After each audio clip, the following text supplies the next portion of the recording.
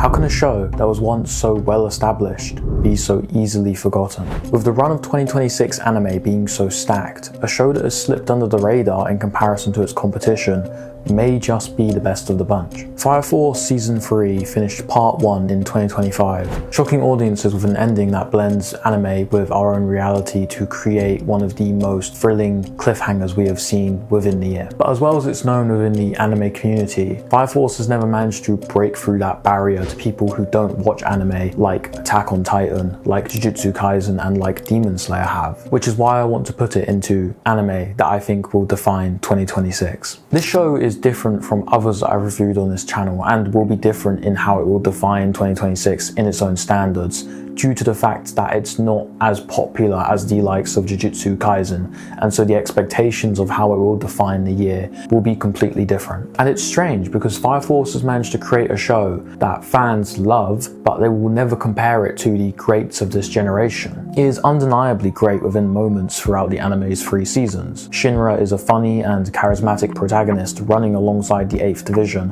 which is filled with a strong cast of characters in a battle against a White Clad and his brother Shoal. Even characters outside the main cast, such as Benimaru and Joker, are so engaging that when you spend time with them, it feels like it's worthwhile within the show. So it has all the traits of a show that should be much more revered than it really is. But yet, in some ways, Fire Force seems stuck in its own popularity. Too good to be lumped with the standard shonen that come out each season, but not good enough to be compared with this generation's greats. Fire Force occupies the line between a good shonen and the very best perfectly. So when I say that Fire Force will be defined in 2026 and define 2026, I'm saying that it's its last chance to really step into the greatest anime of this generation's spot. It's not that Fire Force will definitely be the greatest anime of this year, it's that no matter whether good or bad, it's been close enough to that spotlight to be recognised, but has never quite managed to reach it,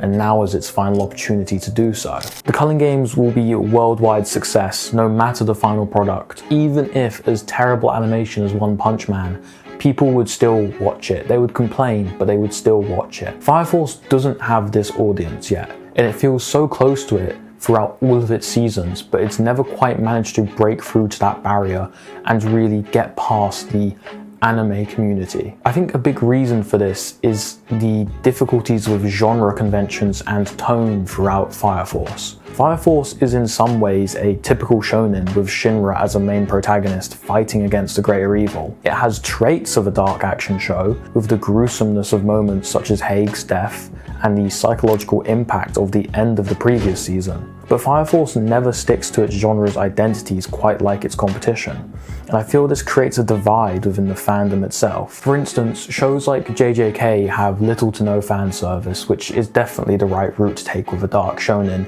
and though they have comedy within the seasons, it's really within the first and quite minimal within the second. The second is so focused on its emotional and action impact that it doesn't really stray much from its genre, unlike Fire Force. I and many people agree that the use of fan service within this show is completely at a detriment to what the messages of the show are trying to get across. It completely takes away the emotional impact of moments and doesn't really do anything other than just make the goons happy. But you can still have these types of moments within a show and still be more put together. Chainsaw Man, for instance, has this in moments, but it doesn't cross over for the seriously emotional moments such as Himeno's sacrifice in the first season. You see a divide, and a clear divide, of the genres for the moments within the series, but Fire Force seems to be constantly clashing between what it actually wants to be. And I think Fire Force has done a very inconsistent job of staying within its lane, staying within its genre, and knowing the message it's trying to get across. That's not me saying that the story is bad, but it's more moments that should feel emotional don't feel so because they're taken in a comedic tone or in a almost sexual tone, and it completely takes away from the impact of those high stake moments. But what I saw in that final episode was a focused story And when Shinra is going through to the past, it becomes almost psychological to a point where everything else is just gone. It's just Shinra and what he is seeing. It is so focused, and it felt like an episode out of Chainsaw Man. It felt like an episode out of Demon Slayer. It felt like an episode out of Jujutsu Kaisen. It felt like an anime that was really focused on what the ending of the story would be, which we haven't seen throughout the past 3 seasons, arguably. The only time that Fire Force has really been able to engage me like this was Shinra's fight versus Sho in the previous few seasons. That felt like a moment where it was really focused, and I hope we can see more of that in the next part, because I do believe if it is as focused as these particular moments, you could see a show that will rival the likes of Hell's Paradise, Frieren, Jujutsu Kaisen. It's not a million miles away. And I have to say, the most recent season was a step in the right direction.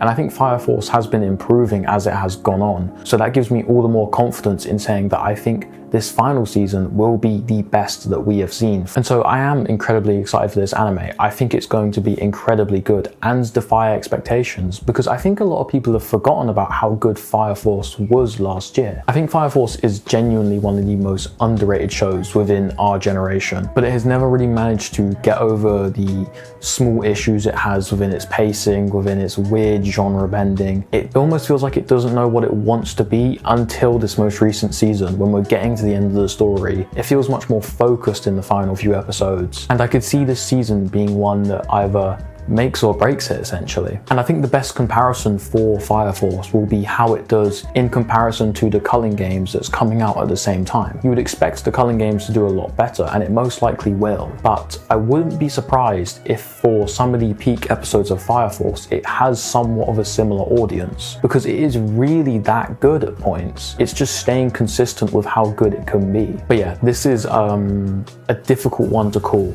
Out of all the anime that I think will define 2026, it's really hard to say the way that Fire Force will go, because it is felt so all over the place, which I understand comes with the kind of mangaka and his way of writing stories, and I think Soul Eater is great as well.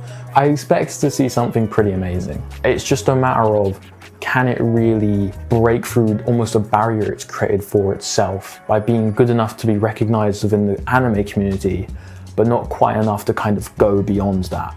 It'll be really interesting to see if it does, and I'm really looking forward to watching it when it comes out.